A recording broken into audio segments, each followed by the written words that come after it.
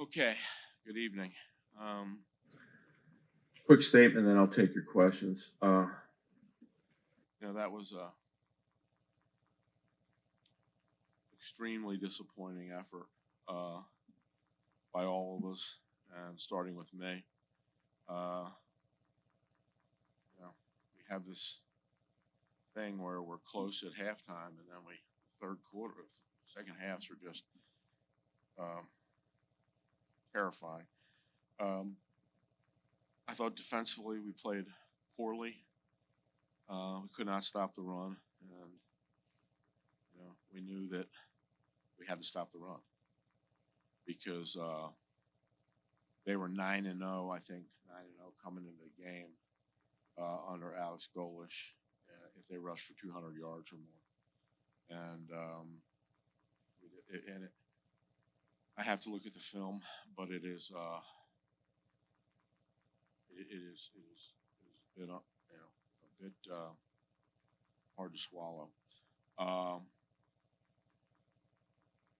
Offensively, what can be said?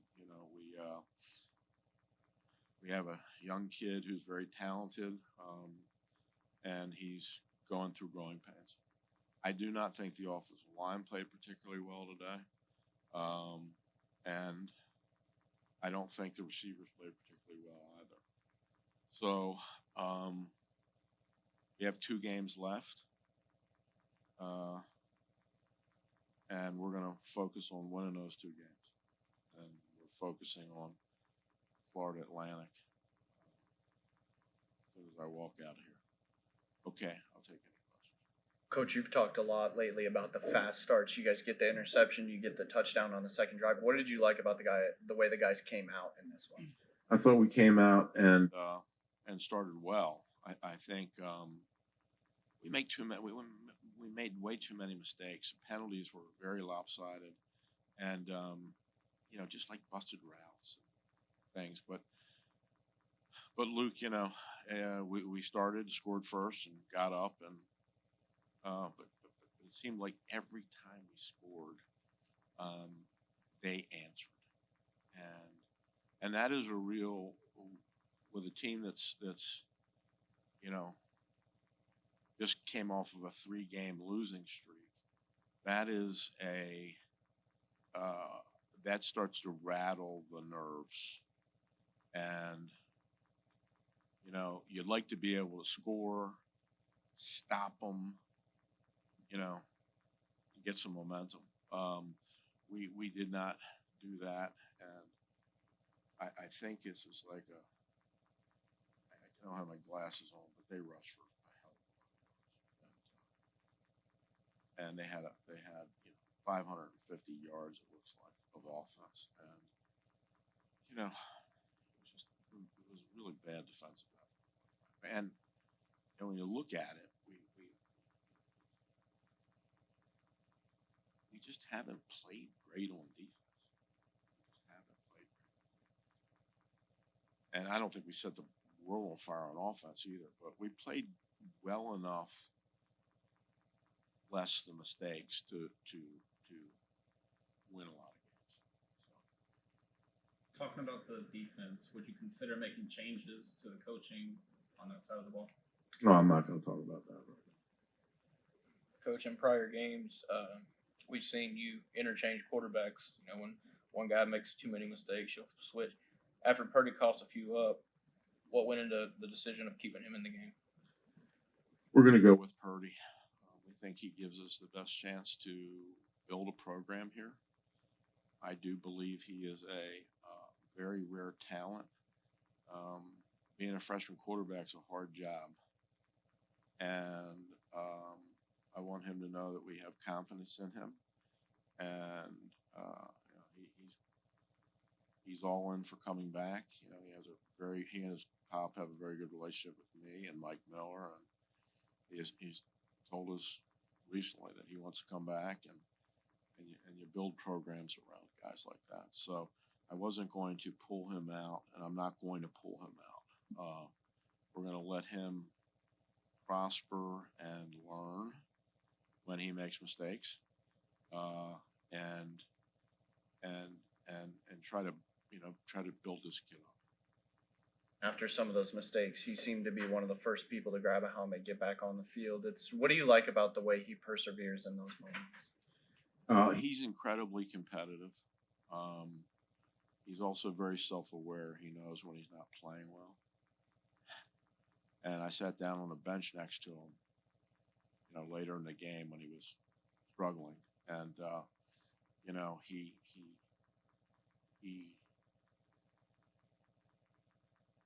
he still believes. He believes in the team. He believes in himself, and we're gonna look. We'll see what happens in the last two, but we are not throwing the baby out with the bathwater. Coach, does the mindset or game plan kind of shift moving forward now that you've been eliminated from bowl game contention? No, it does not. We're trying to get better from last year. We won 3 games last year. I think this team is better than last year's team. We've had a very tough schedule. As a matter of fact, the teams we've lost to, I think, are 46-8 or something since we've played them. So it's in the top 7 or 8 toughest schedules, and that's a lot of good in that too. You don't want to just not figure out where your weaknesses are. And I would say look, we're going to try to win on Saturday, and then we're going to try to win the next Saturday here. And I told the kids in the locker room that people don't remember; they remember how you finish. And the best we can be is 5-7. That's not what we envisioned or what I hoped for. I thought this team was good enough to be a bowl team, but we're not going. But we still have a chance to win 5 football games, and then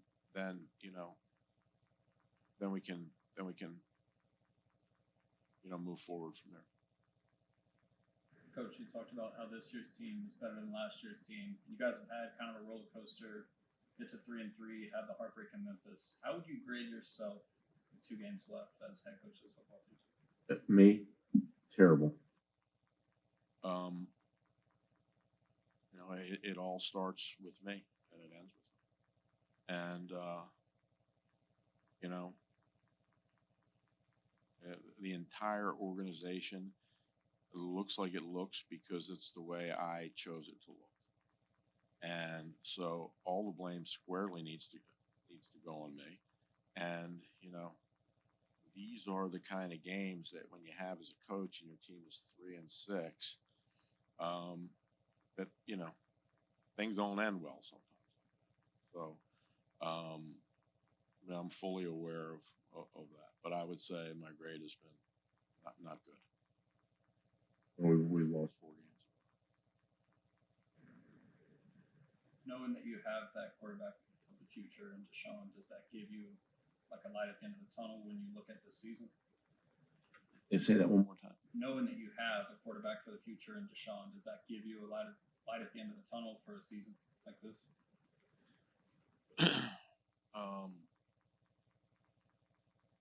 The biggest issue. Right. Well, you don't have to go out and get one. That's for sure. And when you have a quarterback like that, players are very players know who has a chance to be guys that can lead you to a really high place, and so it really helps you recruit, helps you retain and recruit, and so it is good to have him, and we just we have to, as I've said in the past, he's going to have some rough moments, and he did tonight. He also had some great moments too. He shows flashes of brilliance. But we have to play better, kind of all the way around, especially on defense. We gotta stop people. You mentioned one thing earlier about the offensive line struggling. It looked like there was almost like a complete platoon swap in the second. Yeah, we half. did. We took the first line out and put the second line in. I think in the third quarter. And I just didn't think they were playing well, and there was no excuse for it. And so we got those other guys, those young guys, some reps, and I thought they did okay. Okay, not great, but okay. Last question I got. Can you just Hassan Wilson fields a kickoff walking? Was he trying to touch out of bounds to warrant that flag? yes, and If any part of you is out when the rule when the ball is going out, that's a flag. The officials didn't see it that way, and of course we have to respect what they say. That's what he was trying to do, and he's coached to do that. Anything else? Stretch there where Purdy looked really good, and then in that second half he had those turnovers. But each time he was kind of one of those first guys to get up, one of those first guys who wanted to be out there. What do you see from him in those moments where things maybe aren't going the way he wants, kind of in his perseverance? I mean, he's a good quarterback. He takes it to the chin like an adult. He never complains or points the finger. It's kind of annoying sometimes because he'll take the blame for almost everything. And sometimes, we can do something better too. So he'll be all right. I think he's gonna have a great career.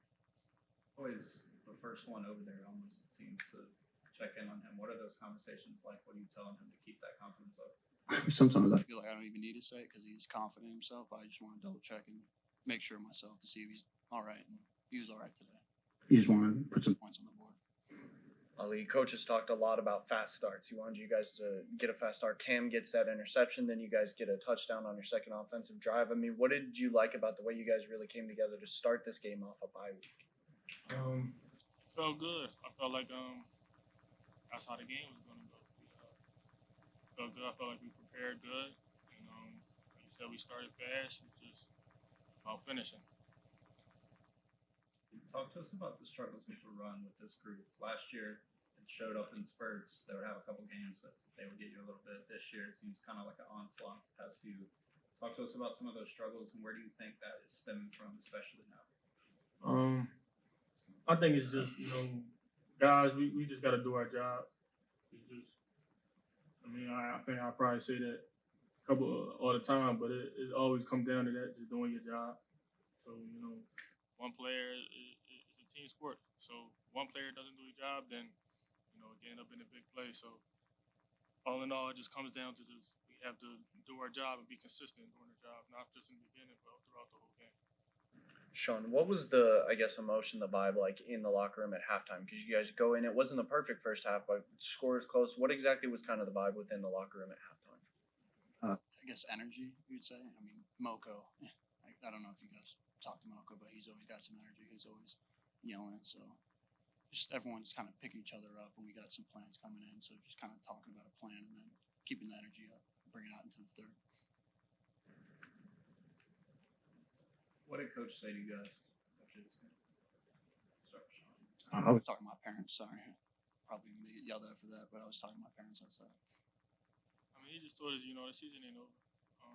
We still got obviously the game. Then we knew what this game meant by winning this game, and the rest of these 2 games. But either way, we still got 2 more games. So our plan is still to tomorrow flush this game and then focus on who we got next week.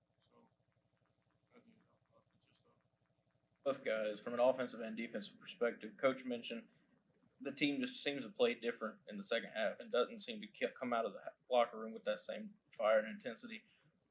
Maybe was it something USF did adjustment-wise, or was it something do you think you guys did that just maybe didn't come out and things weren't clicking in that second half? I think we got to. Do we have the ball the first drive of the third? I think we went 3 and out, right? Yeah. So we can't do that. That's on us. Yeah, it's just I don't really got an answer for why it was like that. Just I know it's just a thing that we got to get fixed. As players, you guys know there's a lot of improvements that can happen in 2 games. You know, player to player, team wide. It's what exactly do you tell some of those younger guys, especially for these last 2 games, about maybe the biggest things to focus on, the biggest ways to really take advantage of those last 2 games? Well, I always say this is a team sport, but I mean, you came into this sport. Everybody came into this sport individually, but they got to go for themselves. So either way, we have 2 more games. So it's about you don't want to go out there and put bad film, make yourself look bad on film or on TV or wherever. So you know, it's just we got to finish strong, and there's no giving up. We just it hurt. They don't want to lose like this. Didn't expect to lose, but either way, we got to finish these games strong. I think it's just real life. You gotta take it to the chin and keep pressing on. Anything else? Appreciate you guys. Thank you. Thanks.